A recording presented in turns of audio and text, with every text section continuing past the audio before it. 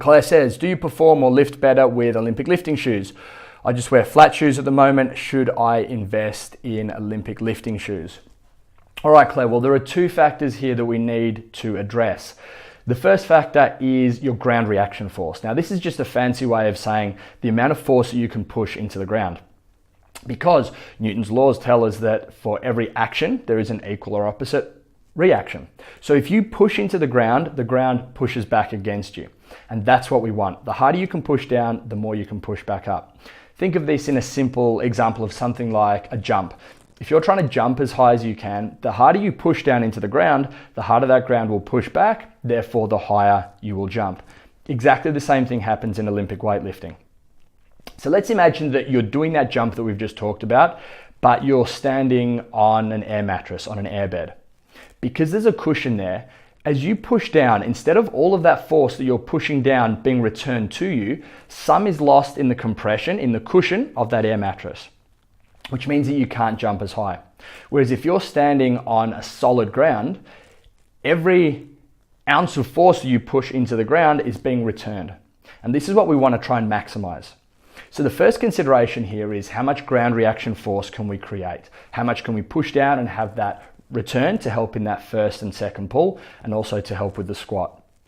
Now, if we look at something like that air mattress, what a lot of people do who are lifting in a soft-soled shoe or a shoe with some sort of compression is they're losing their ability to impart force on the ground, and then they're losing it in the compression of the shoe.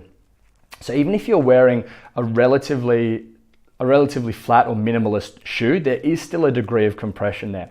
And if you're wearing a generalist shoe, something like a CrossFitter would wear, which should be appropriate for running and gymnastics and weightlifting, although it's a good generalist shoe, it's not specifically designed and engineered for Olympic weightlifting. So you are going to lose some compression because there is compression built into these shoes to make sure that they are adaptable and available for a whole range of different movements. So the harder the sole on the shoe, the flatter the sole on the shoe, the more you're going to be able to take all the force that you generate into the ground and transfer that to bar speed, to bar velocity, which is what we're looking for. So that would be the first reason why Olympic weightlifting shoes are a positive.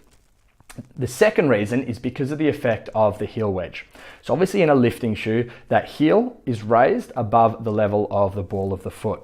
This makes a very important change. What it does is it takes some of the strain off the Achilles tendon. So it allows you to go into a more ankle plantar flex position at the start, which means there's more room then to get into a more dorsiflex position as you go through the movement.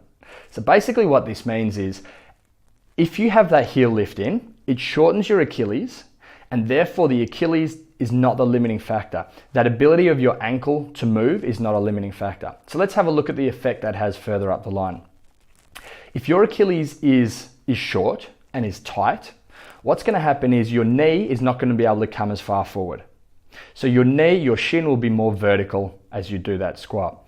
Now, if the shin is more vertical, it pushes the knee further back. If the knee is further back, it pushes on the femur and sends the hip further back. Now, if the hip goes further back, one of two things has to happen. Either you're going to fall over backwards because your center of mass, your center of gravity is now behind your base of support, that being your feet, or something else is going to have to give. So when the hip goes back, we respond and react to this by bringing the torso forward. So now you're bringing your chest forward and you're moving the bar forward of the base of support. So I want you to picture this position. The shin is vertical, the hips are pushed back, therefore the chest is brought forward, almost like a deadlift hip hinge type position. Therefore the bar comes forward, the elbows drop, it's harder to maintain a good position.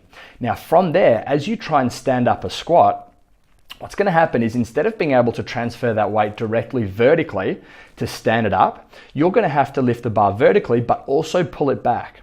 And you're suddenly relying on a lot of the stabilizing muscles to try and fight an external moment or an external load there. If you can be in a more upright position, you're going to be able to transfer every gram of strength into moving that bar vertically. So now let's look at this same example with a lifting shoe. So you have a lifting shoe on, which allows the ankle to go into more flexion, into more dorsiflexion, which means the shin comes forward, sends the knee forward, which brings the femur and the hip forward. Because everything is shifted forward, you don't then have to react by letting the chest collapse. Your chest can come more upright, your torso becomes more vertical, your elbows will lift more, and therefore you'll be in a better position to be able to generate strength. Now, if you already have amazing ankle flexibility and you can already get this ankle dorsiflexion, then maybe a lifting shoe or the wedge in a lifting shoe isn't going to be necessary. But remember, there are also the fact of those ground reaction forces to allow you to exert more force on the ground and have more force on the ground returned to you. So my advice would be, if you want to be a better weightlifter, yes, you should be wearing Olympic weightlifting shoes. Just like if you want to be a better swimmer, you should wear a swimming cap and good goggles. If you want to be a better javelin thrower, you have the specialist equipment for that.